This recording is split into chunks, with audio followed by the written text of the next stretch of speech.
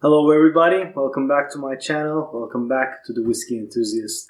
I hope you have a good dram with you tonight because I do. I have the quintessential, the most infamous, weird to pronounce and weird to taste Laphroaig 10. This is the classic Islay malt. I think if you're even getting into whiskey, you probably heard of it. If you're a seasoned drinker, you still go back to it.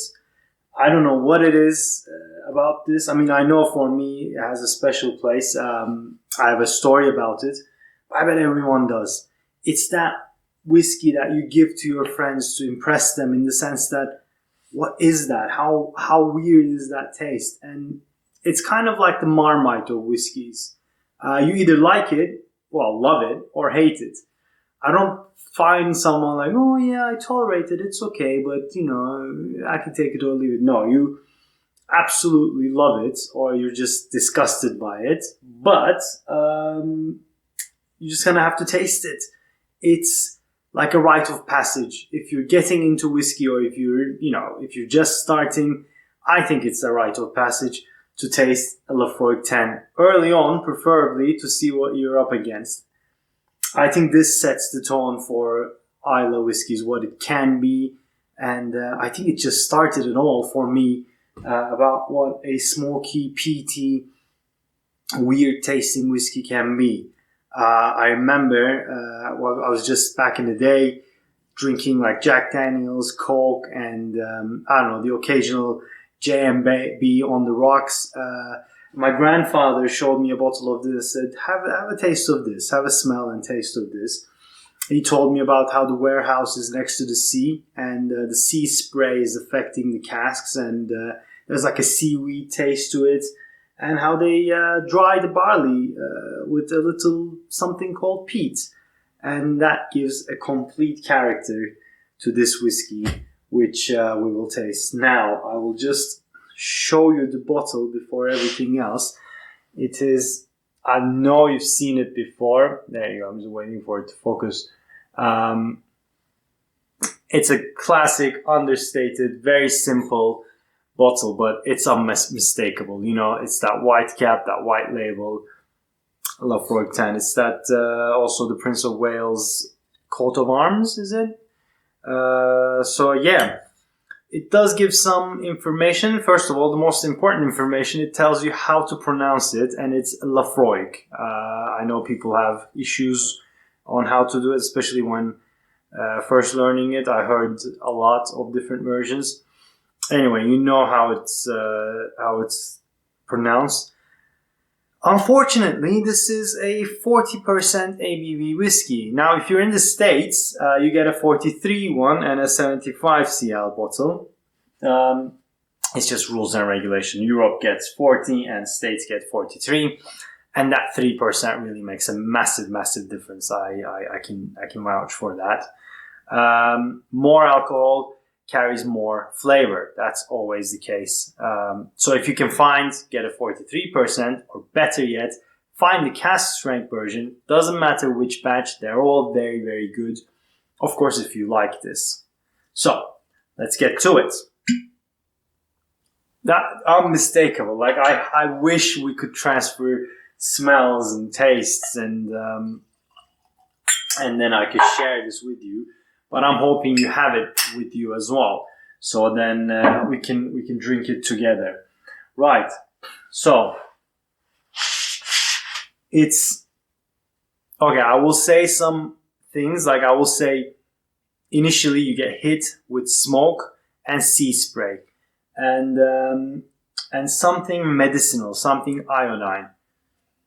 Now, I don't know if you know what TCP is, but that is exactly what Islay peat smells and tastes like. TCP, I will put it somewhere around there. I'm just getting into editing. I don't know what I'm doing, but I'm learning it. So as the weeks commence, I think I might be able to share more stuff with you that are up in the air. So if you don't know what TCP is, go to your pharmacist and smell it. It's like an antiseptic, and that's it. I know that doesn't sound good, but you'll learn to love it. I hope. Right. So sea spray, TCP, iodine, seaweed, smoke, very herbaceous. It's sweet, and when I say sweet, I bet if you're just starting drinking Islay whiskey, if you're just starting drinking peaty whiskey, you won't get that sweetness at first. I think that peat and the iodine will just hit you in the face real fast, and it will take you some time to get down to the sweet notes, but they are there. So trust the process and follow it.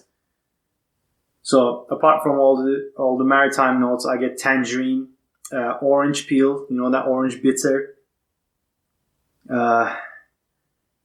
very cinnamon, a little bit of nutmeg, minty, yeah, and the underlying sweetness of orange zest and orange peel. Unmistakable, beautiful. Let's go on to the palate.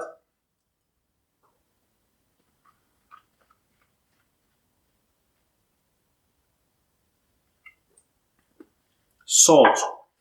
Just a hit of salt. Massively salty, like sea salt. And then the smoke is all around it. And that medicinal flavor, that iodine, is even more prominent on the palate. It really, really takes the first initiative. That's through the doors, the iodine and the salt and that medicinal note. But then, as you go into the finish, the sweet notes are on the back of your throat, and it just stays there. Like I'm coming back to orange peel, but that's exactly what it is. When you have an orange, and if you put it in your mouth as a kid while you're playing around, or if you eat the peels, which I know some people do, that's the aftertaste that's left. That bitter, sweet, orange, zesty notes are the finish right here. It's 10 years old, but the oak is there. I think they use some nice casks. They don't give any information on the bottle, but we're pretty sure it's ex-bourbon, American barrels. So, but the bourbon sweetness is not very strong on this. It's the oaky spice is there more. So you don't get that caramelly sweetness, but it's a bit more fresh, zesty sweetness. They say with aged whiskies, you kind of have to wait at least a minute for every year. Ralphie, hats off to him, says 2 minutes per year it's aged. So, leave it a bit, air it out, and see what happens when it's a bit more aired. And also, the ex-distillery manager, John Campbell, also said that he puts water into this, even though it's 40% ABV. He says it opens it up. I tried it. It does water for me. Sometimes works, sometimes doesn't. It's your journey. You got to do it. You got to try these things. See what the sweet spot is. And that's where the argument of having the cask strength whiskey comes. If you have it at cask strength, you can just play it around with it as much as you want. And like I said, with the excess alcohol, there's no excess alcohol, more alcohol, more flavors are there. With 40% ABV, that's the bare minimum required by law to call it Scotch.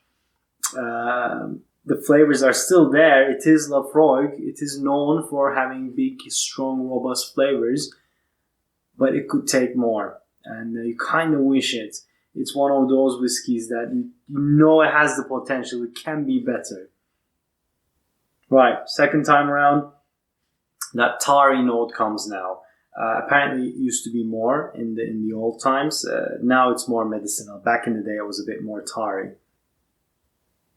But once you give it time, sweetness is there. So the smoke, your nose gets acclimated to the smoke and the peat, and it's not a robust smoke like you have in Ardbegs. It's a bit more subdued.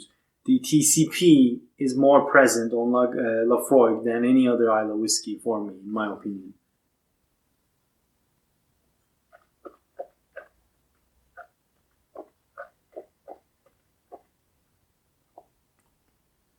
Yeah. So oak spice, lemon oil, cinnamon, nutmeg, licorice, black pepper, but not massively, just a hint. A little bit of grass, dry, very dry. Not massively oily. Now the thing is, with peaty whiskies, you want to finish the bottle sooner than later. I mean, this is fine. It's not even half yet, so it can still take some more time. But peaty whiskies don't stand having been open as their unpeated cousins are. So you have to kind of be fast about finishing peaty whiskies. You will notice that the power is subdued as the time passes by. It's a beautiful dram. Have it, try it. It's really nice. There's tons of reviews. So, there's nothing that I say right now that hasn't been said before. I will start making a little bit of a pointing system from now on. I'm not going to go into the points out of 20 on each section, which then go over to 100. I think that's a bit confusing, or 10 or 20. I'm just going to do a 3-tier pointing system. Buy it, try it, and don't buy it. Again, these are all my personal opinions, so it's completely up to you. As you watch more videos of me, you'll kind of understand what my palate is, and you'll see if it suits you or not. So if it's 3 Glencairns, it's buy it. If it's 2 Glencairns, it's try it, and then if you like it, buy it. And if it's 1 Glencairn, I think just give it a miss, in my opinion. Hopefully, in this channel, we won't have that many 1 Glencairns. It will be between 2 and 3. I'm thinking if there's anything. Mint oil and lemon oil.